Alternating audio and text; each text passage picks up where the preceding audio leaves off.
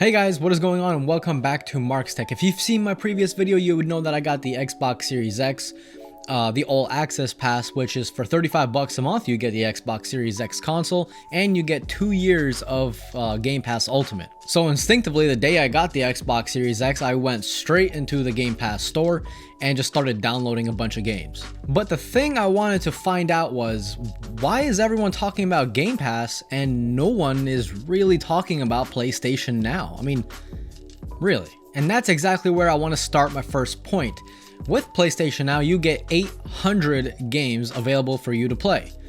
There's a little caveat to that, so we'll get to that. But on the Xbox Game Pass, you do get roughly 300 games or so, depending if however many they take out and however many they put back in. So with quick math, that is a difference of about 500 games. But if that was the end all be all, I would simply say, hey, PlayStation Now is better, you get more games out of it, boom, and the video just ends. But it goes a little deeper than that, so let's go ahead and talk about it. First, let's compare the pricing model of each platform. After all, price is a really big factor in seeing if something is worth it or not. They're very similar, actually the same. The standalone Game Pass is $9.99 a month, and PlayStation Now is also $9.99 a month. But when it comes to benefits, the Xbox Game Pass kind of wins, and there are multiple benefits. For example, you get day one access to first-party games and even some third-party games. If you want to play the new Forza that's upcoming hopefully soon, guess what? It'll be free. If you want to play the upcoming Microsoft Flight Simulator on consoles, guess what? If you have Xbox Game Pass, it's free.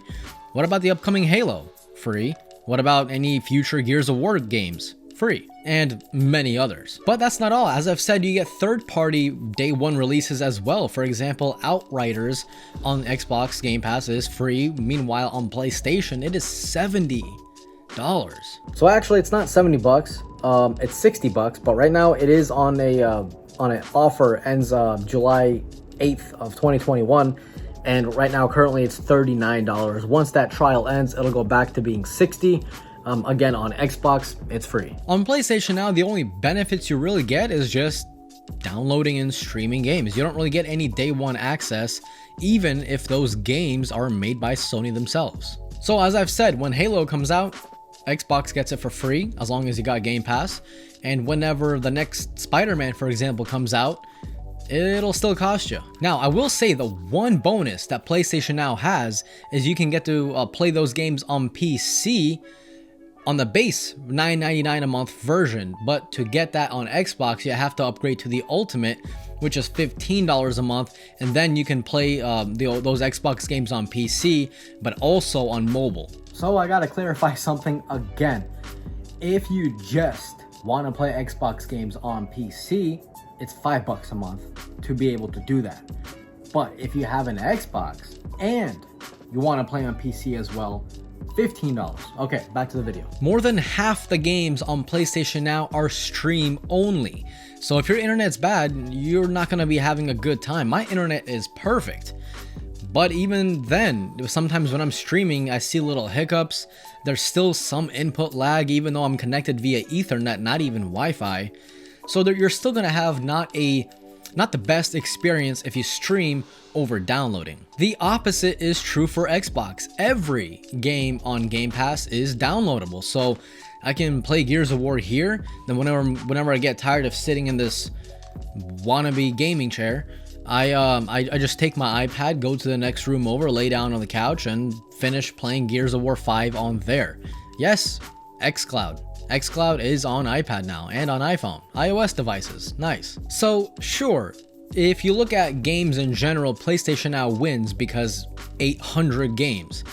But half of them, as we just learned, is just stream only, which isn't the best experience. But Xbox Game Pass isn't done yet. If you actually choose to get the Xbox Game Pass Ultimate for $15 a month, you'll get free perks such as in-game content, Xbox Live Gold, and access to EA titles such as Need for Speed, Battlefield, and of course the ability to play on PC and mobile devices. Now you might be saying, Mark, isn't it more expensive than PlayStation Now and PS Online combined? Sure, PlayStation Online for a year, $60. PS Now for a year, $60. So that's $120. Meanwhile, Xbox Game Pass Ultimate is $180. That's a pretty decent difference, but Xbox still wins in the end. Since many games coming out will be day one on Xbox, you won't have to spend money to play them. So for example, you have PlayStation Now and PlayStation Online, you spent 120 bucks for that little bundle for the entire year, but then the next Spider-Man comes out, 70 bucks. Well, now you're more expensive than Xbox Live Ultimate, or Xbox Game Pass Ultimate. And that's just one game that you bought. But let's say you also want to get Outriders. Well, that even adds more to the cost. On Xbox Game Pass Ultimate, your base figure that you spend is 180 bucks. Sure, but let's say you want Halo. It's free. Outriders, free. Guess what? You're still at $180. With Xbox Game Pass, you'll also get 10 to 20% off the entire Game Pass store. So, for example, let's say you downloaded and played the Medium, but then you want to own it. Well, instead of spending 50 bucks on it, you're just gonna spend 40 bucks on it. Star Wars Jedi Fallen Order is on Game Pass, and if you want to own it, it'll be 35 bucks instead of 40 bucks. Or you can just not buy it at all and play for free on Game Pass. Even GTA Online Shark cards are 10% off. Meanwhile, on PlayStation, they are full price. The savings you get on Game Pass it's incredible. It's like the more you use it, the more you save. I don't know how Microsoft did it, man. I really don't. And by the way, speaking of Xbox Game Pass, you get these little quests to do, right? They're super easy. I mean, you literally log on once a day, you get like 10 points.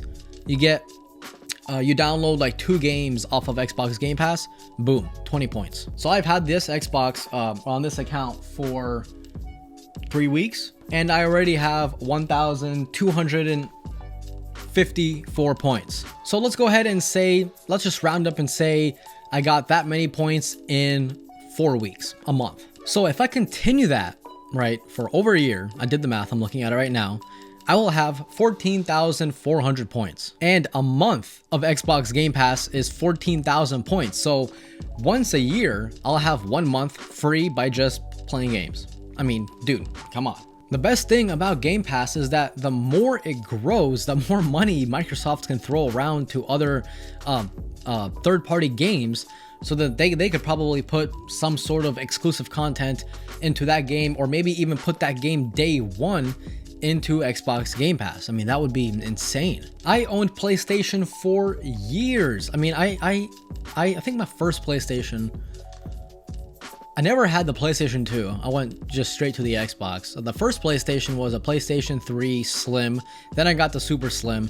Then PlayStation 4. Then PlayStation 4 Pro. And obviously the PlayStation 5. I've only used PlayStation Now for like a month.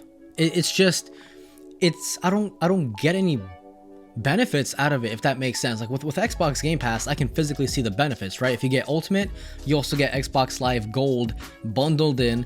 You get EA games, right? You get Bethesda games. You get the ability to play Xbox games on your phone, on your computer, on your tablet, on anything. And it adds so much more value to what you're spending. You get more out of it instead of PlayStation Now. So that kind of sucks. Well, sucks for PlayStation Now. So I'm just going to circle back to what I said in the beginning of the video. Everyone is talking about Game Pass, but not a lot of people are talking about PlayStation Now. So hopefully if you've reached this far, you would know why no one's really talking about PlayStation Now. So as the video comes to a conclusion, I gotta ask you guys, which do you prefer and why? For me, the answer is really clear. But what do you guys have to say about it? After all, I'm just a dude who's talking in front of the camera, and you guys are the consumers. So let me know in the comments down below which you prefer. This was Mark from Mark's Tech. Adios.